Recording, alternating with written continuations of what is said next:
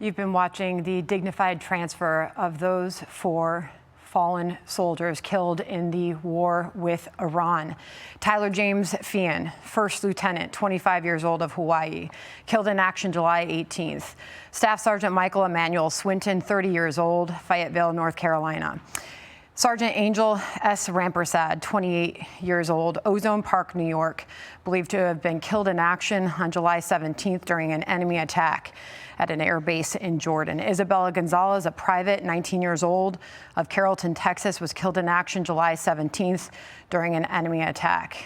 You've been watching President Trump attend this dignified transfer, along with the Secretary of War, Pete Hegseth, to pay their ultimate respects to those fallen soldiers who have paid the ultimate sacrifice for this country. And our hearts are with them, their families. So difficult to watch. I'm Sandra Smith. Thank you for joining our coverage. Good to have you here today, Jillian. Thank you, Sandra. It's a privilege to be with you today during this moment, especially. I'm Jillian Turner. You know, the Commander-in-Chief obviously has many different roles within his job, many different assignments. This one, attending a dignified transfer ceremony like this one, is undoubtedly the most challenging, the most painful. It's also the most reverent for the President of the United States. The last time President Trump attended one was back in March, honoring the lives and service of 6 Americans who were killed during the same military campaign, the war in Iran. And it's worth mentioning that what we see today, this ceremony, is just the tail end of a very complex, very nuanced, very thoughtful process that begins halfway across the world overseas when U.S. teams, specialty teams, identify the remains of fallen service members. It's a sacrosanct duty. These are highly trained teams of specialists we're seeing transport their remains today. It is quite an amazing feat. As Americans, we stop and we honor those who make the ultimate sacrifice. There's the President and the Secretary of War watching on as we stop and remember, and we grieve along with their families. Let's bring in now our Fox News Chief National Security Correspondent, Jennifer Griffin. She is in our Washington newsroom watching this with us. Jennifer?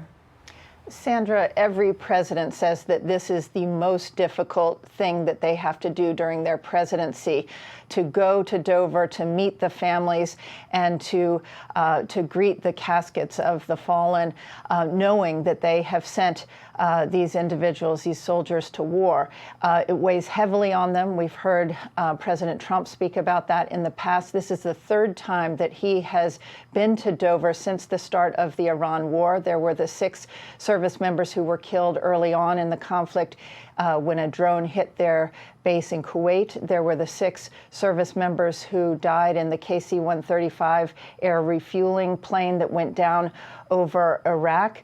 And now today, we have these 4 other soldiers. First Lieutenant Tyler James Feehan, we're learning more about his life from his family. His family in Utah has set up a scholarship fund for ROTC students at his former alma mater, the University of Southern Utah, with the death gratuity, the $100,000 that each service member will be given by the Department of War. And his family has decided to devote that to future service members. He was supposed to return home and get married. His family remembers him as an adventurer. He went to Mount Everest Base Camp. He hiked the Camino Trail. He was planning to come home and get married. Then there was Private Isabella Gonzalez, just 19 years old. She just graduated last year from high school. She told her English teacher just before she was graduating that she planned to enlist so that she could eventually go to college. She's from northern Texas, from Carrollton, Texas.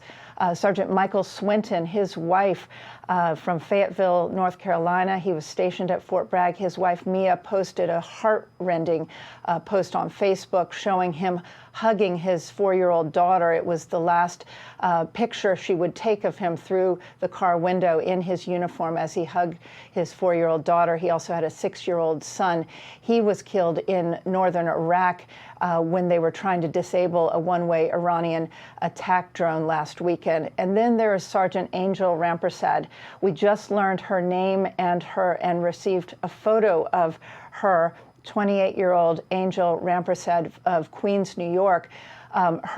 She has been described as believed to be dead because her remains have not yet been identified. They will be identified at Dover, but she had been found under the rubble of that drone strike on the Jordanian base. So these 4 American heroes have returned to Dover. The president, the Secretary Hegseth, as well as the Army Secretary Dan Driscoll were there to greet them, as well as General Dan Kane. They spent about 3 hours with the family members. That's what they do before we see this ceremony and the flag-draped caskets come out of the back of that plane. They spend time individually with those family members. So a heartbreaking moment today at Dover Air Force Base. Jillian? Jennifer, this is the most sacred of all the duties that the Commander-in-Chief carries out, that the Secretary of War carries out, as you mentioned. What we saw when we witness these ceremonies, what we're really seeing is the tail end of this very complex process that began sometimes with search and rescue operations on the other side of the world. The journey of these 4 service members, these American heroes back to U.S. soil, has been a nuanced one, and one that has been carried out by many teams of different types of specialists. Can you talk us through a little bit of the process that goes on here, the part that we're not seeing?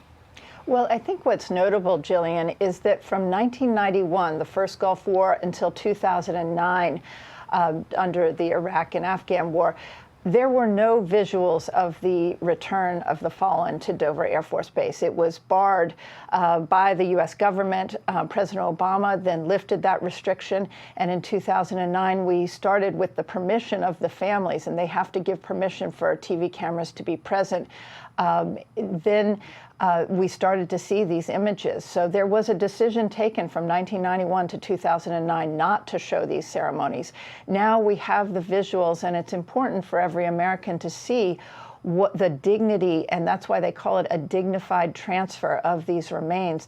The caskets themselves will go to the home state and to the home of each of these service members so that they can carry out a service at home. Then they will likely be given the option, and most family members take it, of being buried at Arlington National Cemetery at a later date.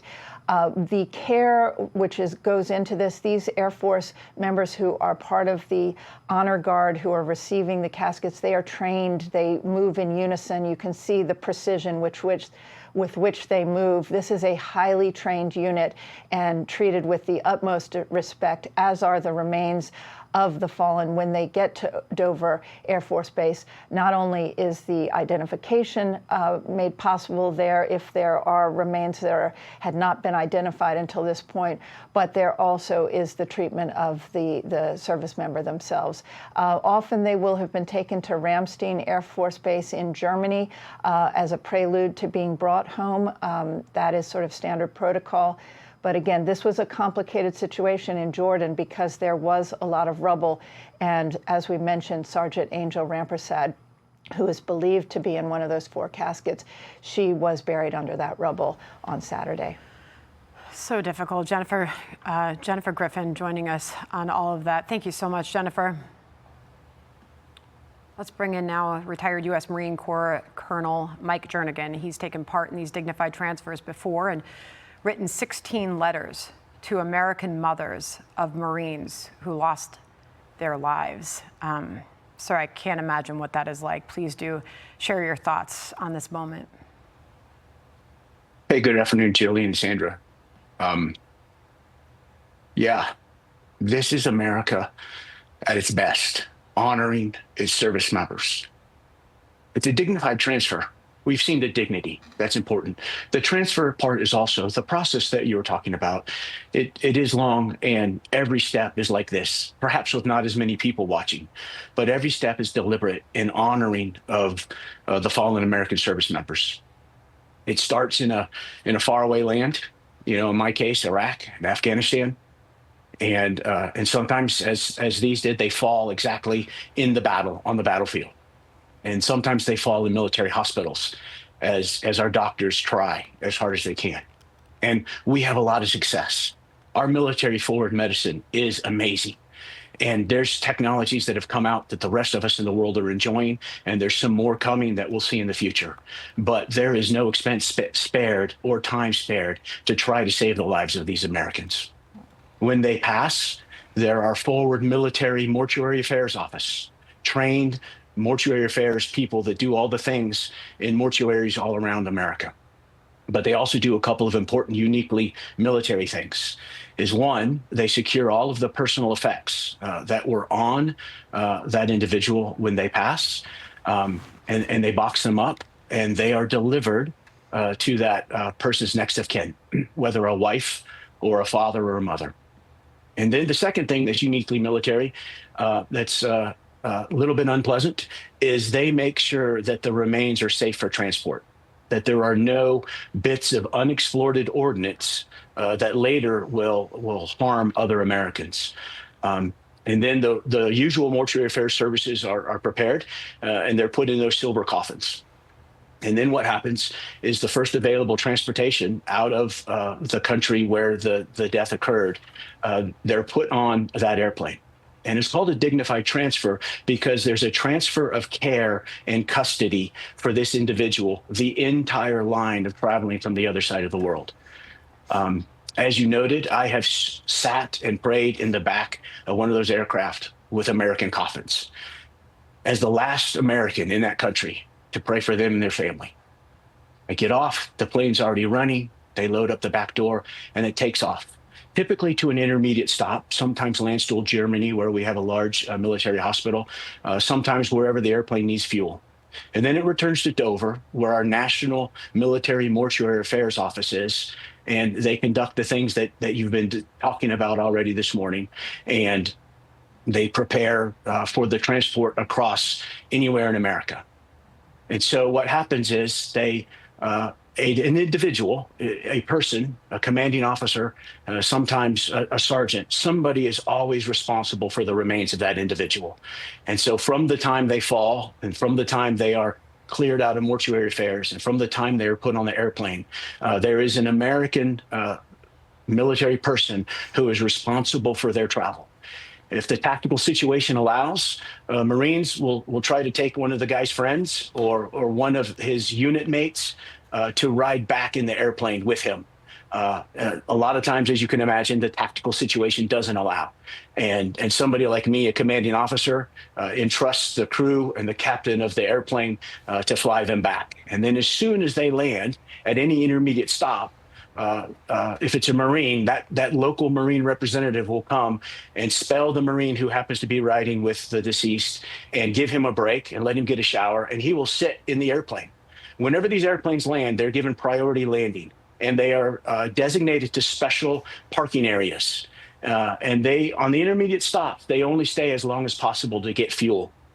And then they will fly, and then they'll return to Dover.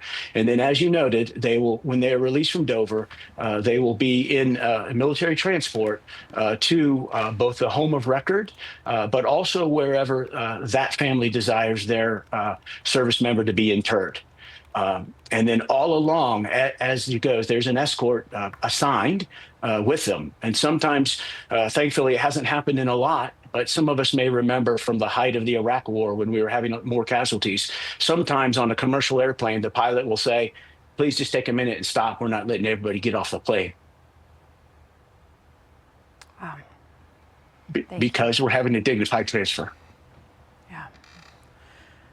Colonel, thank you. Just an incredibly difficult day for all of us as Americans, even more so, obviously, for these dear families. We honor all 4 of these service members, and we remember them forever. We'll be back.